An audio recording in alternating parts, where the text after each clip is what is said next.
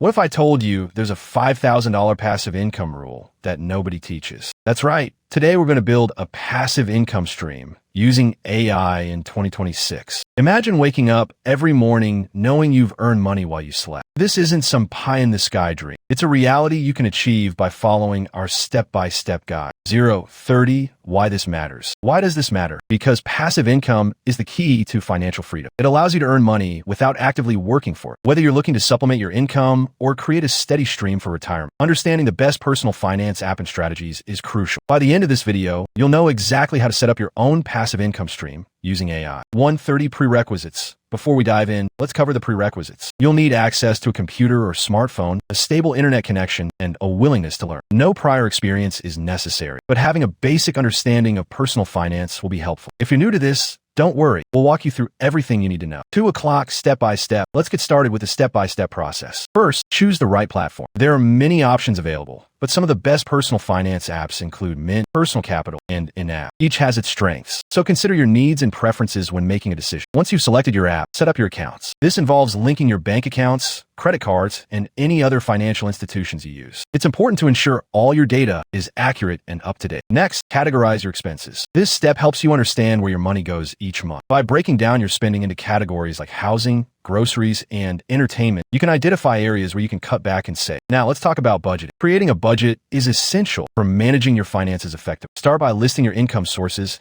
and then subtract your fixed expenses. The remaining amount is what you have left for variable expenses and savings. To build your passive income stream, consider investing in dividend-paying stocks. These are companies that regularly distribute a portion of their profits to shareholders. By reinvesting these dividends, you can grow your investment over time. Another option is to invest in rental properties. Real estate can provide a steady stream of income through rent payments. However, it's important to research the market and understand the responsibilities of being a landlord. 8 o'clock,